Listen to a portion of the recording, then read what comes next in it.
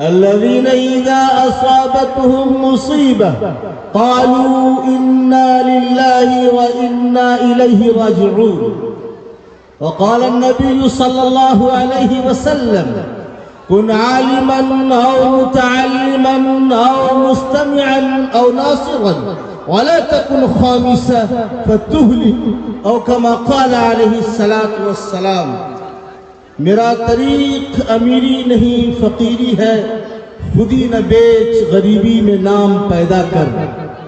اور علامہ اقبال نے کہا تھا تجھے اس قوم نے پالا ہے آغوش محبت میں، کچل ڈالا تھا پاؤں میں تاجے سرے دارا.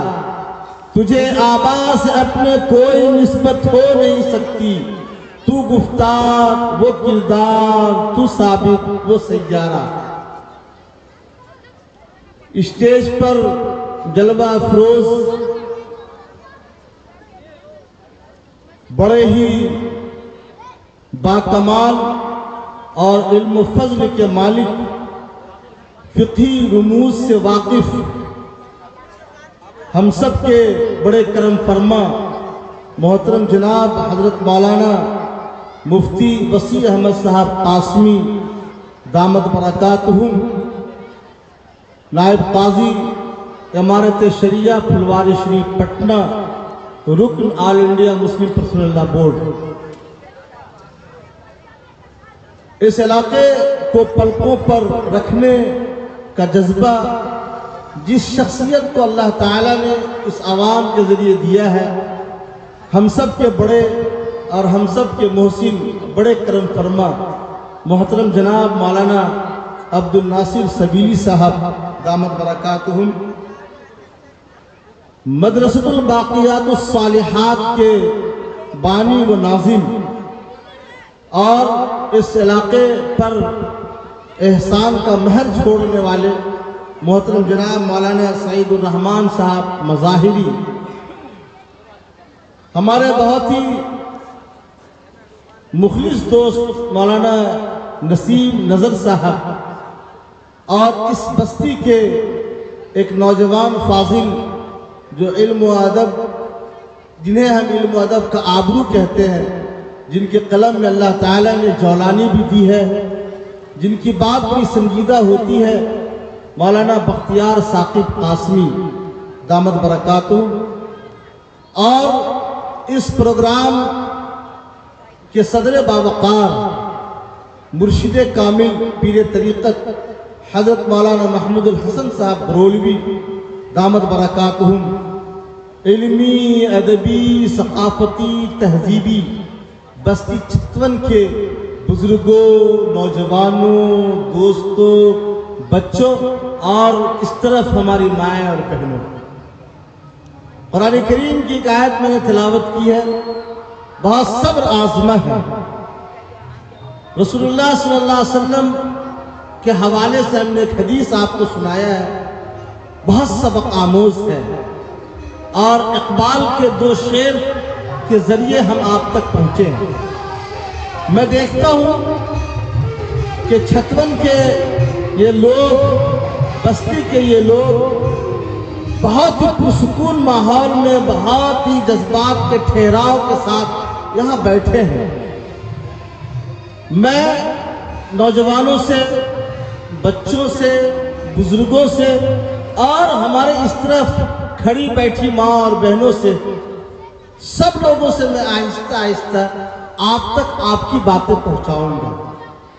پہلے ہم یہاں پہنچنا چاہیں گے کہ جب جناب محمد رسول اللہ صلی اللہ علیہ وسلم مکہ مکرمہ میں بحیثیت نبی بھیجے گئے، اس وقت مکہ کا اور مدینے کا علمی مزاج کیا تھا؟ وہاں کتنے لوگ پڑھے لکھے تھے؟ تاریخ نے لکھا ہے کہ مکہ مکرمہ میں، پورے مکہ مکرمہ میں صرف 13 لوگ تھے جنہیں پڑھنا اور ان میں سے بعض کو لکھنا آتا تھا. مدینہ منورہ میں صرف 11 ایسے لوگ تھے جن میں سے بعض کو پڑھنا آتا تھا اور بعض کو لکھنا آتا تھا.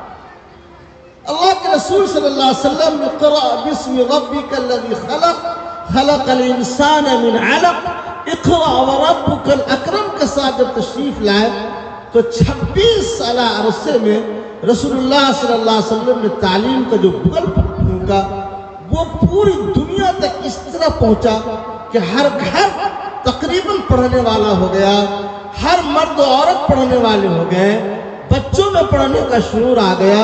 یہ رسول اللہ صلی اللہ علیہ وسلم کی ذات گرامی کا وہ کرشمہ تھا، قرآن کا وہ پیغام تھا، اللہ کی کتاب نے جو میسیج ہم تک پہنچایا تھا وہ اس کی کرشمہ سازی تھی کہ تقریباً دنیا میں علم کا میسیج اور علم کا پیغام پہنچ گیا۔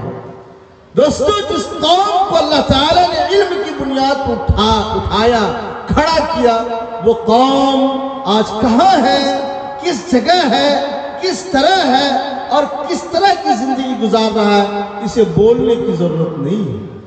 آپ محسوس کیجئے کہ اللہ تبارک و تعالیٰ نے جناب محمد رسول اللہ صلی اللہ علیہ وسلم کو جب مبعوث فرمایا، آپ نے دار ارقم میں جناب محمد رسول اللہ صلی اللہ علیہ وسلم نے کعبۃ اللہ کے صحن میں حضرت فاطمہ بنت خطاب نے اپنے گھر میں علم کی وہ شمع روشن کیا، وہ چراغ جلایا کہ آج دنیا اسی چراغ کی روشنی میں اپنی زندگی کو گزارنے پر مجبور ہے۔ اے لوگوں، وہ قوم جس نے ہمیشہ تعلیم کو اپنا اوڑھنا بچھونا بنایا، جس نے یہ محسوس کروایا کہ انسان بغیر علم کے کافی اور کامل نہیں ہو سکتا، وہ قوم، وہ مسلمانوں کی جماعتیں اور وہ لوگ تعلیم کے عنوان سے کس طرح پیچھے ہے، اسے بولنے کی ضرورت نہیں ہے، اور بول کر ہم اپنی قوم کو شرمندہ نہیں کرنا چاہتے ہیں۔ اے لوگوں، مدرسوں کے وجود نے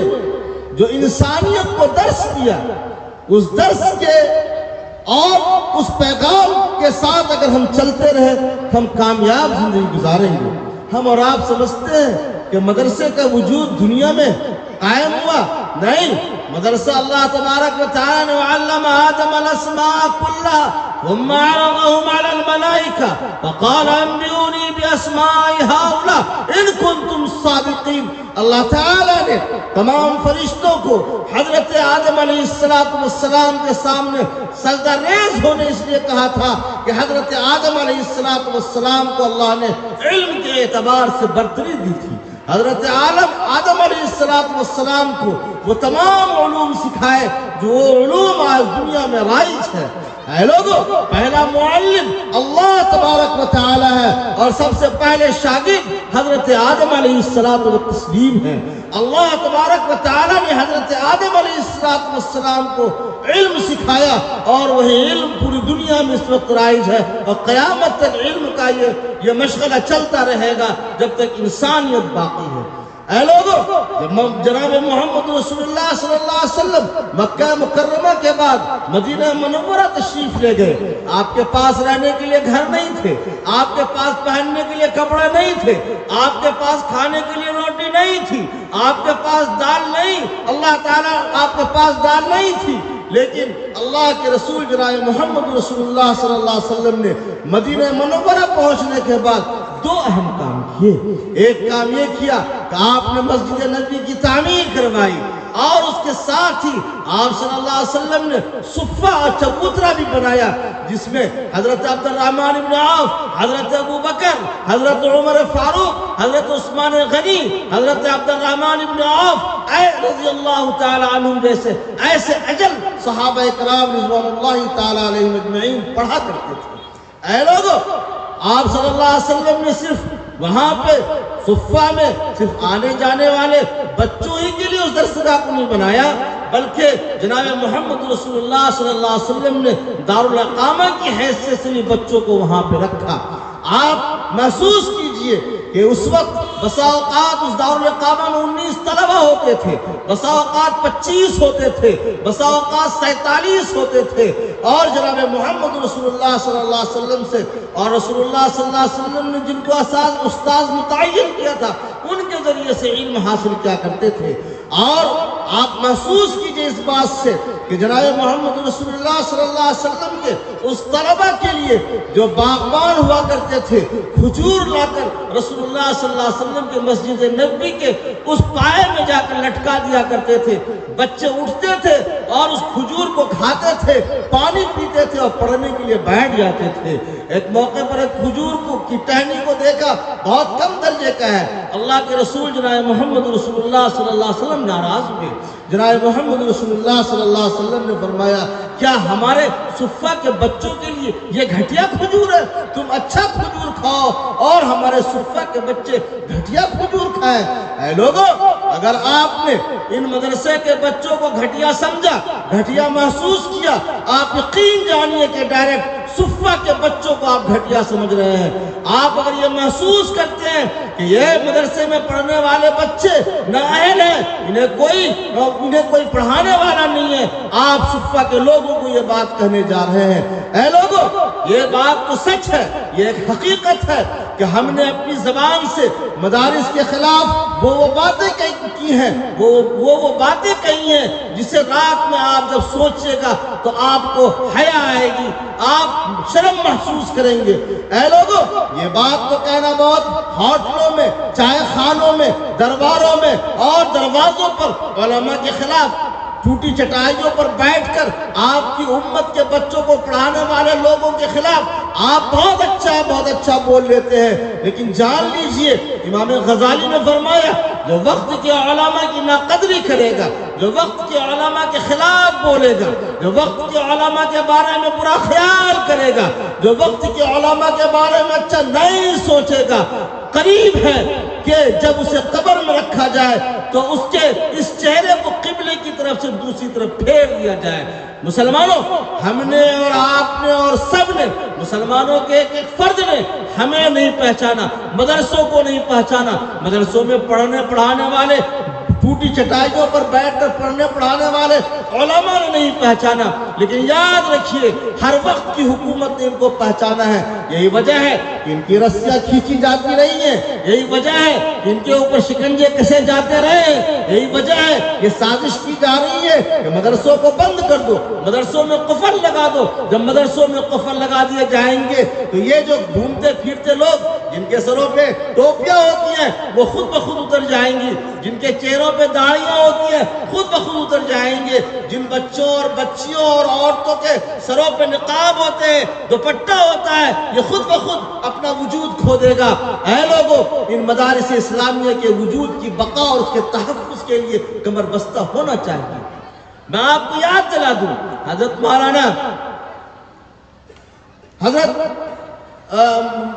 مولانا علی میاں ندوی رحمۃ اللہ علیہ نے ایک موقع پر فرمایا تھا، ان مدارس کو پہچاننے کی کوشش کرو، ان مدارس کو سمجھنے کی کوشش کرو۔ ان کی مثال پاور ہاؤس کی ہے، جس طرح سے یہ لائٹیں، یہ بجلیاں، یہ کھمبے، یہ جلتے ہوئے قمقمے ہم دیکھ رہے ہیں، جب تک اس کا کنیکشن پاور ہاؤس،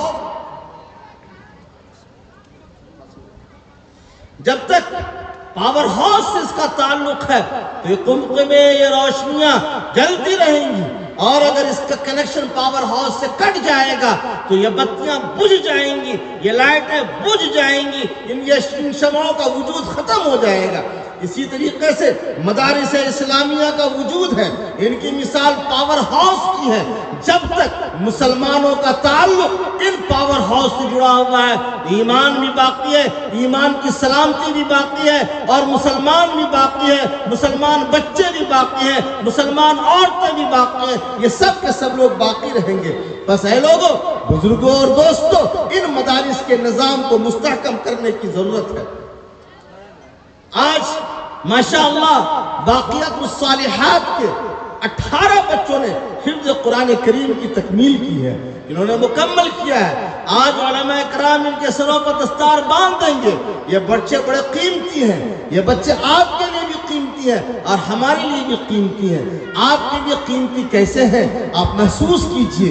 جاتے ہیں جناب محمد رسول اللہ کے دربار میں، حضور آقا علیہ السلام کی مجلس میں رسول اللہ صلی اللہ علیہ وسلم سے پوچھتے ہیں، اے اللہ کے رسول صلی اللہ علیہ وسلم، یہ جو 18 بچوں نے حفظ قرآن کریم کی تکمیل کی ہے، اس کی کیا فضیلت ہے؟ فرماتے ہیں جناب محمد رسول اللہ صلی اللہ علیہ وسلم، جن بچوں نے حفظ قرآن کریم کیا اور قرآن کی تکمیل کیا وہ حافظ قرآن ہوئے، اللہ تبارک و تعالی کل قیامت کے دن انہیں 11 عدد سرٹیفکیٹ عطا فرمائیں گے۔ وہ سرٹیفکیٹ کی حیثیت کیا ہوگی؟ اس سرٹیفکیٹ کو آپ کیا سمجھتے ہیں؟ اللہ کے رسول نے فرمایا وہ لوگ جن کے اوپر جہنم واجب ہو چکا ہوگا، جو جہنم میں جانے کے لیے کھڑے ہوں گے، لائن لگائے ہوں گے اور لائن میں اس انتظار میں ہوں گے کہ اب جہنم میں ہم ڈالے جائیں گے، یہ بچے اس لائن میں آئیں گے، کہیں گے سمیع چچا سلام علیکم، آپ کو میں جہنم کے لائن میں دیکھتا ہوں، عبد الرحمن چچا،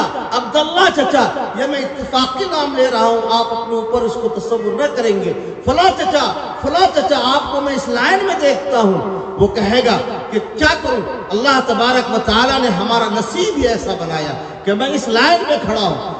وہ بچہ اس سے کہے گا یہ دیکھیے میرے پاس 11 سرٹیفکیٹ ہے ان لوگوں کے لیے جن پر جہنم واجب ہو چکا ہے، اس کو میں جنت میں داخل کروں۔ آپ کو وہ ہے کہ جب میں مدرسے میں پڑھا کرتا تھا اور جب میں مدرسے میں جایا کرتا تھا، راستے میں جب آپ مجھے ملتے تھے پیار سے بلاتے تھے، عبداللہ بیٹا مدرسہ جا رہے ہو، ناشتہ کر کے آئے ہو، یہ 5 روپے تم میری طرف سے رکھ لو، جاؤ کبھی بھوک مدرسے میں لگے تو تم اس پیسے کو کھا کر اپنی بھوک کو مٹا لینا۔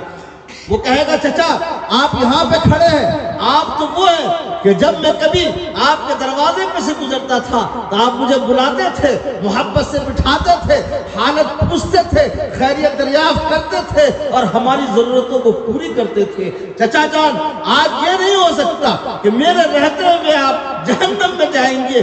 وہ بچہ اس جہنمی کا ہاتھ پکڑے گا جس نے دنیا میں اس سے محبت کیا ہوگا، جس نے اس دنیا میں اس سے شفقت کیا ہوگا، جو اس کے سلسلے میں سوچتا ہوگا، وہ بچہ اس شخص کا ہاتھ پکڑے گا اور جنت کے لائن میں لا کر کھڑا کر دے گا۔ ٹہلتا ہوا ایک بچہ 11 ایسے لوگوں کو جائیں گے وہ بچے عورتوں کی لائن میں دیکھیں گی کہ ہماری بہن عائشہ، ہماری چچا خدیجہ، ہماری نانی فاطمہ بھی اس لائن میں کھڑی ہے۔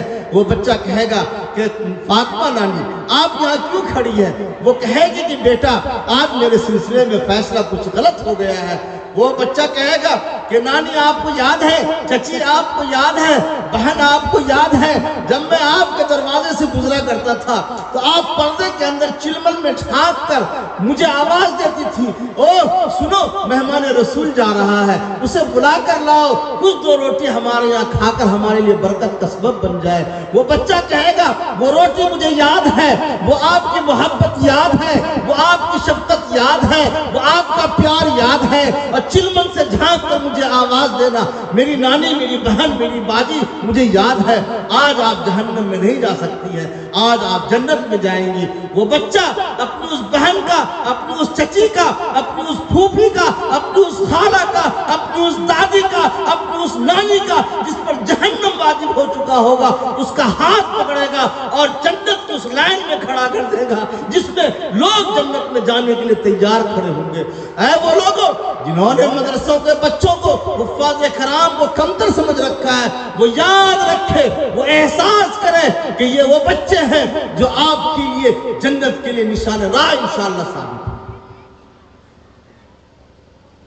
مدھوبنی کے ایک پروگرام میں بہت معذرت کے ساتھ حضرت مولانا قاسم صاحب رحمت اللہ علیہ بھی تشریف رکھتے تھے۔ میں ایک بڑا مجمع تھا، میں سمجھتا ہوں کہ بہت بڑا مجمع، 20-25 ہزار کا مجمع تھا۔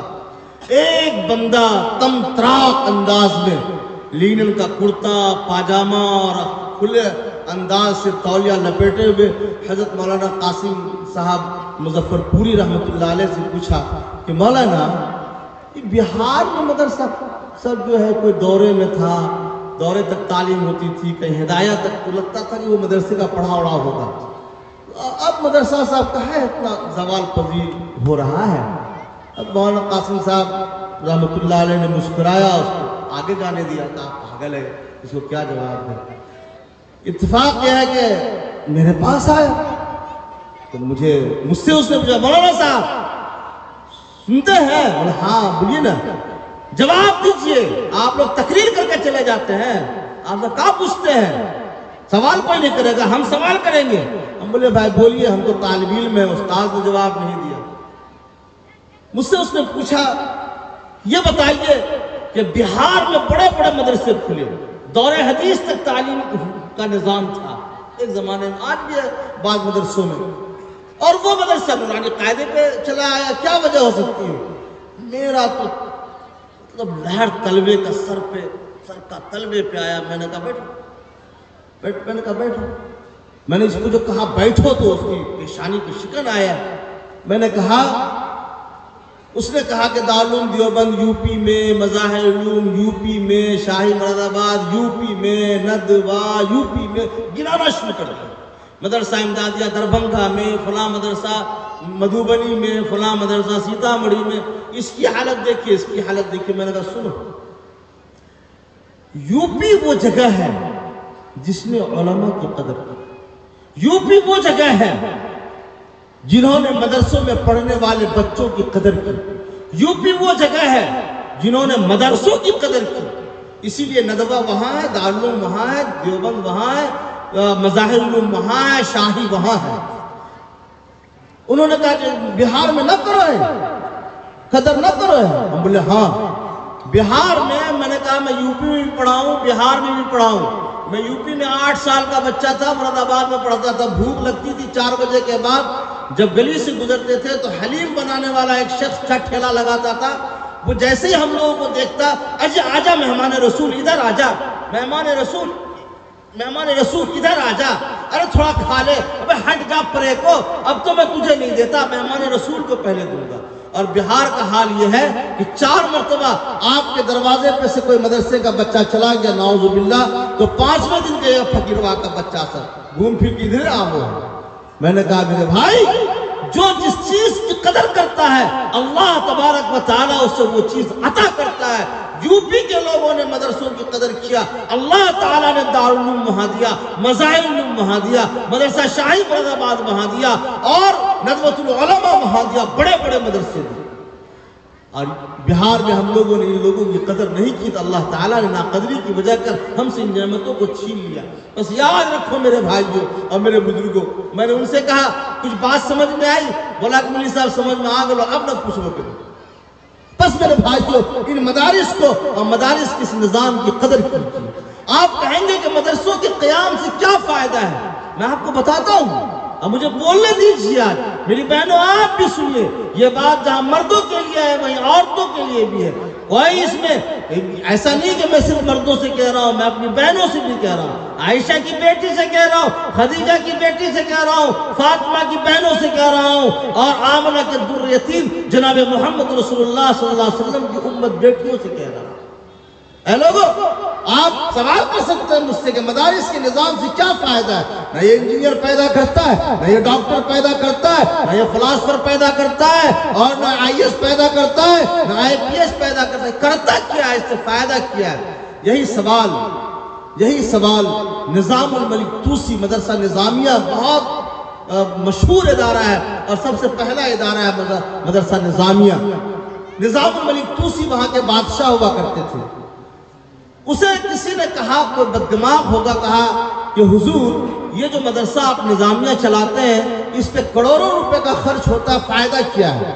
نہ یہ سرحد کی حفاظت کرنے والا ہے اور نہ ہی کوئی IAS IPS دینے والا ہے۔ بادشاہ کا دماغ ذرا موٹا ہوتا تھا، وزیر کو بلایا اور وزیر سے کہا نظام الملک طوسی نے کہ فوراً ان مدرسوں کو بند کر دو، ان مدرسوں سے کوئی فائدہ نہیں ہے۔ وزیر نے سمجھ لیا کہ بادشاہ کا دماغ خراب کیا گیا ہے۔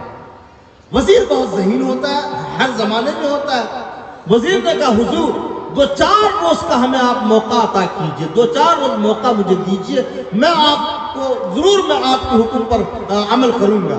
نظام الملک طوسی نے کہا اچھی بات ہے۔ 5ویں روز نظام الملک طوسی کے دربار میں وزیر گیا اور جا کر کہا حضور سرحد پر آپ کو چلنا ہے۔ نظام الملک طوسی نے کہا کیا بات ہو سکتی کی ہے, سرحد پہ اس رات کو 2 بجے کیوں جاؤ گے؟ کہا حضور آپ کو سرحد پر میں لے کر جاؤں گا, بہت ضروری کام ہے سرحد پر. بادشاہ نے کہا کہ شاید کسی ملک نے ہمارے سرحد پر حملہ کر دیا ہو. بادشاہ گئے اور جانے کے بعد وزیر آگے آگے رہے. جب گئے وہاں سرحد پر تو دیکھا کہ جو سپاہی ہیں, جو فوجیں ہیں, جو پولیس ہے, جو عملہ ہے, جو سرحد کا محافظ ہے, شراب پی کے مست سویا ہوا ہے, پڑا ہوا ہے. نظام الملک طوسی نے کہا کہ وزیر سے یہ سب لوگ سوئے پڑے ہوئے ہیں. کہا حضور کوئی بات نہیں ہے. پھر اس کے بعد وہ وہاں سے مدرسہ نظامیہ کی طرف لے کر آئے نظام الملک طوسی کو. ایک دم عین فجر سے آدھے گھنٹے کے پہلے کی بات تھی, عین فجر سے پہلے کی بات تھی. نظام الملک طوسی نے دیکھا ایک بچہ نماز میں کھڑا ہے, ایک بچہ رکوع میں کھڑا ہے, کئی بچے سجدے میں پڑے ہوئے ہیں, کچھ علماء دعا میں لگے ہوئے ہیں, کچھ لوگ ہیں جو تسبیحات میں ہیں, کچھ بچے ہیں جو قرآن کریم کی تلاوت کر رہے ہیں. نظام الملک طوسی نے کہا وزیر سے کہ میں کیا دیکھتا ہوں؟ کہا حضور جس وقت آپ کے وزراء اور جس وقت سرحدی محافظ, آپ کے سرحدی محافظ جس وقت شراب پی کر بدمست سو جاتے ہیں, یہ مدرسے کے علماء, یہ مدرسے کے بچے, یہ مدرسے کے حفاظ اٹھ کھڑے ہوتے ہیں اور رب کائنات سے دعا کرتے ہیں, اے اللہ نظام الملک طوسی کی اس مملکت اور حکومت کی آپ ہی نگہبان اور آپ ہی نگراں ہیں, آپ ہی حفاظت کرنے والے ہیں, اے اللہ ہماری اس مملکت کی حفاظت فرمائیے. نظام الملک طوسی کو بات سمجھ میں آئی. کہا کہ جس طریقے سے مدرسہ چل رہا ہے اس کے چلنے دو. چھتون کے لوگوں, چھتون کی ماں اور بہنوں, چھتون کی بیٹیوں, چھتون کے بزرگوں, چھتون کے دوستوں, جس وقت یہ بچے رات میں فجر کے سے پہلے تہجد کے وقت میں یہ علماء, یہ حفاظ, یہ پڑھنے والے بچے قرآن کریم کی تلاوت کرتے ہیں, تہجد میں اٹھتے ہیں, ہاتھ دعا کے لیے اٹھاتے ہیں, اس وقت رب کائنات کہتا ہے میں نے چھتون کے ایک ایک لوگوں کی حفاظت کی. میں اپنی آنکھ سے دیکھی بھی ایک بات کہتا ہوں. میرا ایک نانیہال ہے, کوسی ندی کے کنارے ہے. وہ آبادی بہت پرانی آبادی اور بسی ہوئی ہے. کوسی ندی میں طغیانی آئی اور اس نے آبادی کی طرف کاٹنا شروع کیا. 4-5-6 گھر کاٹنا, جب کاٹ لیا اس کوسی ندی نے تو خبر ہوئی لوگوں کو. وہاں ایک مدرسہ اسی طرح سے مکتب کی طرح سے چلتا ہے, مسجد کے نظام کے تحت چلتا ہے. 22 بچوں نے گھر سے آ کر پڑھا, قرآن شریف یاد کیا, حافظ ہوئے.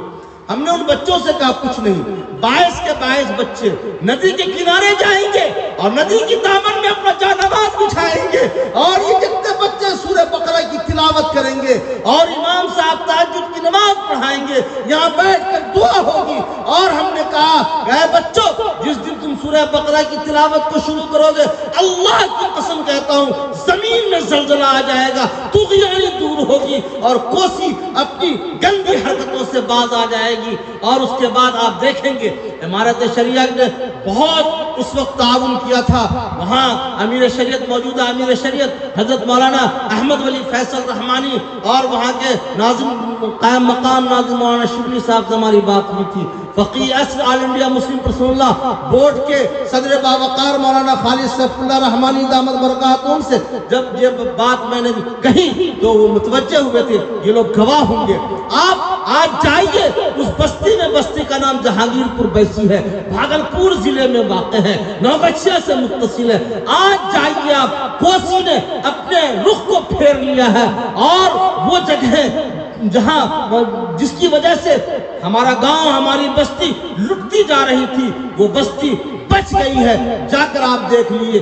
وہاں کے لوگ کہتے ہیں کہ پہلا ایسا واقعہ ہے کہ کوسی ندی نے کسی طرح کا کوئی حملہ کیا ہو اور وہ کوسی ندی پھر دوسری طرف چلی جائے. میرے بھائیوں, اس میں آپ کا, ہمارا اور کسی کا کوئی کمال نہیں ہے. وہ ان بچوں کا کمال ہے جس نے سورہ بقرہ پڑھا تھا, اس مسجد کے امام کا کمال ہے جس نے کوسی کے دامن میں جانماز بچھا کر دعائیں کی تھی. اسی لیے میرے بھائیوں اور بزرگوں اور دوستوں, میں آپ سے گزارش کروں گا کہ آپ ان مدارس کی حفاظت کی کوشش کیجئے اور اس بات کی کوشش کیجئے کہ ہم اور آپ مدارس کے نظام کے چلانے میں قابو اور کنٹرول کر سکیں. بس اے لوگوں, یاد رکھنا حضرت مولانا قاضی مجاہد الاسلام قاسمی رحمت اللہ نے ایک موقع سے فرمایا تھا, جب تک مدارس کا وجود اس دنیا میں باقی ہے, یہ پوری انسانیت کا وجود اس دنیا میں باقی ہے. یاد رکھیے مدارس کی بقا اس کے تحفظ کے لیے کوشش کیجیے، آگے بڑھیے اور جد و جہد کیجیے۔ آخری بات، اس سے پہلے کہ میں عورتوں سے کوئی بات کہوں، اس سے پہلے ایک بات کہتا ہوں۔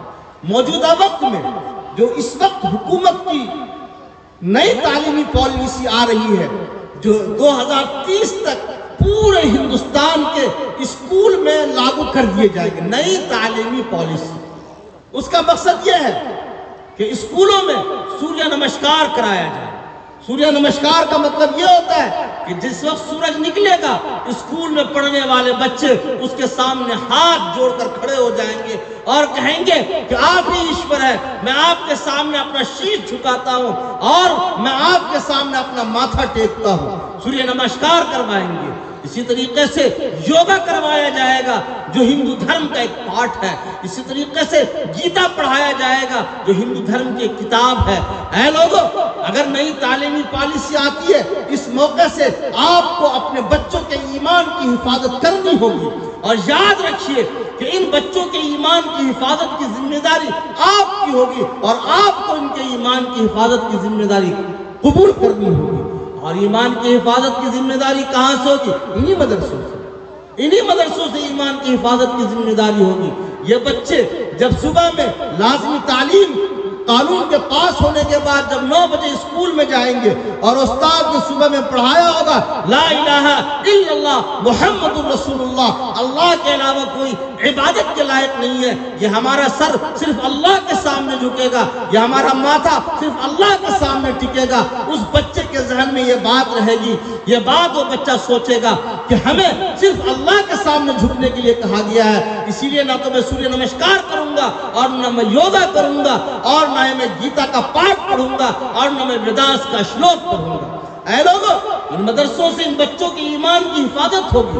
پہلے جھگڑا جھاٹی ہوتا تھا، ایک دو جانیں چلی جاتی تھی، اللہ تبارک و تعالی ہم سب کو صبر دیتا تھا، اللہ تبارک و تعالی ہم سب کو حوصلہ دیتا تھا۔ لیکن اے لوگوں، اس وقت موجودہ حکومت، اس وقت موجودہ مملکت، اس وقت کی حکومت آپ کے ایمان کو چرانے کی کوشش کر رہی ہے، آپ کے بچوں کے ایمان پر ڈاکہ ڈالنے کی کوشش کر رہی ہے، آپ کے بچوں کو اسلام سے پھیرنے کی کوشش کر رہی ہے، آپ کے بچوں کے ساتھ ایمان اور کفر کے درمیان جو تمیز ہے اسے ختم کرنے کی کوشش کی جا رہی ہے۔ اگر آپ چاہتے ہیں کہ آپ کے بچوں کے ایمان کی حفاظت ہو، آپ کی بچوں کے ایمان کی حفاظت ہو، تو ان کو مدرسوں میں بھیجیے، اور مدرسوں میں کلمہ لا الہ الا اللہ ایمانیات پڑھائیے، یہ بھی پڑھائیے کہ کن چیزوں سے ایمان ٹوٹ جایا کرتا ہے، نواقض ایمان کیا ہے۔ جس طریقے سے ہم لوگ نواقض وضو پڑھتے ہیں، نواقض صلاۃ پڑھتے ہیں، اور اس طرح کی نواقضات پڑھتے ہیں، اسی طرح سے ہمیں صبح صبح ان بچوں کو یہ بتانا ہوگا،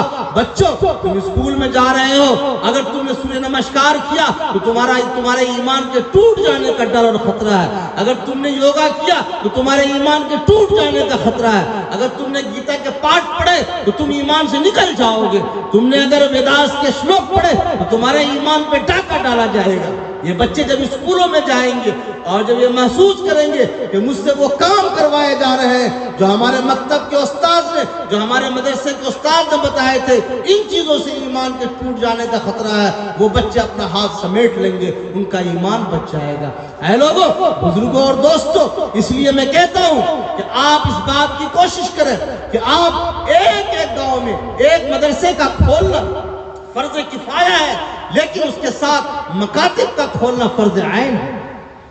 میں مسجدوں کے ذمہ داروں سے کہنا چاہوں گا، متولیوں سے کہنا چاہوں گا، گاؤں کے بڑے لوگوں سے کہنا چاہوں گا، بزرگوں سے کہنا چاہوں گا کہ جس طریقے سے رسول اللہ صلی اللہ علیہ وسلم نے مسجد نبوی میں، جس طریقے سے رسول اللہ صلی اللہ علیہ وسلم نے مسجد نبوی کے صحن میں چبوترا بنا کر صحابہ کے پڑھنے کا نظام بنایا تھا، اسی طریقے سے ہر مسجد میں مکتب کا قائم کرنا فرض ہے، لازم ہے، ضروری ہے، واجب ہے۔ یہ چھوٹے چھوٹے بچے اگر آپ کے مکتب کے تحت مسجدوں میں جاتے ہیں اور ان سے گندگی ہو جاتی ہے، آپ اپنے ان آنکھوں کے پلوں سے ان گندی چیزوں کو صاف کر کے سعادت حاصل کیجئے۔ ان بچوں کو کان پکڑ کر، کان امیٹ کر نکالنے کی ضرورت نہیں ہے۔ اور ان بچوں کے ساتھ کسی طرح کی کوئی سختی کرنے کی ضرورت نہیں ہے۔ اگر آج آپ نے سختی کیا اور کان پکڑ کر نکالنے کی کوشش کی تو جان لیجئے کہ آپ ایک مومن بچے کو کفر کے اس اندھیر کوٹری میں ڈالنا چاہتے ہیں جس سے ہمارے نبی جناب محمد رسول اللہ صلی اللہ علیہ وسلم نے منع کیا۔ بس اے لوگوں، یہاں پہ بہت سارے ذمہ داران بیٹھے ہیں۔ مولانا عبد الناصر صاحب سبیلی کا مدرسہ ہے، خود مدرسہ مولانا سعید الرحمان صاحب کا مدرسہ ہے، ہمارے پیر و مرشد حضرت مولانا محمود الحسن صاحب بیٹھے ہیں، اور سب سے بڑھ کر ہمارے امارت شریعہ بہار و اڑیسہ کے نائب قاضی اور رکن آل انڈیا مسلم پرسنل لا بیٹھے ہیں۔ میں ان سے بھی گزارش کروں گا، میں ان کو داعی بنا کر چھوڑتا ہوں کہ میرے بھائی جہاں کہیں آپ جائیں اس محلے میں جا کر آپ مکتب کا جائزہ لیجئے، اور اس گاؤں اس محلے میں اگر مکتب نہیں ہے تو مکتب قائم کر کے وہاں سے نکلیں گے۔ مدارس کے ساتھ مکاتب کا نظام، اسی طریقے سے اسلامی اسکول کا بھی نظام قائم کرنا چاہیے۔ بہنوں سے دو باتیں بہت حیا کے ساتھ، بہت شرمندگی کے ساتھ میں اپنا کلیجہ آپ کے سامنے جھکاتا ہوں، بہت ادب کے ساتھ کہتا ہوں،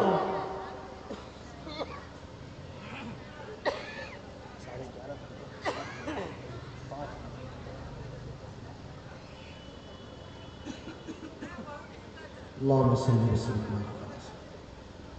11:30 اب میں بہنوں سے کہنا چاہتا ہوں کہ اے میری بیٹیوں میری بہنوں، آپ اگر موبائل کا استعمال کرتی ہیں اور آپ کالجوں میں پڑھتی ہیں، استعمال کیجیے، آپ کالجوں میں پڑھیے، لیکن شریعت آپ کے سامنے رہے۔ آپ اس بات کی کوشش کیجیے کہ آپ اپنے موبائل کو غلط طریقوں میں استعمال نہ کیجیے۔ آج بے شمار جو بہنیں ہماری مرتد ہو رہی ہیں، اور بے شمار بہنیں جو اسلام چھوڑ کر کفر کی طرف آ رہی ہیں، اس کی واحد وجہ یہ موبائل ہے۔ میرے پاس بہت سارے واقعات ہیں اس طرح کے، اس موبائل نے اس لڑکی کو، جس لڑکی کو کبھی کسی نے، گاؤں کے لوگوں نے، محلے کے لوگوں نے، پڑوس کے لوگوں نے نہیں دیکھا تھا، لیکن موبائل کا کمال یہ ہے کہ اس کو دوسرے لڑکے تک پہنچا کر چھوڑ دیا۔ میری بہنوں، آپ سے اللہ کا واسطہ ہے، آپ 5 وقت نماز کی پابندی کریں، سبحان اللہ و بحمدی، سبحان اللہ العظیم کا ورد کریں، استغفار کا ورد کریں، اور اس طریقے سے آپ اپنی زندگی گزارنے کی کوشش کریں۔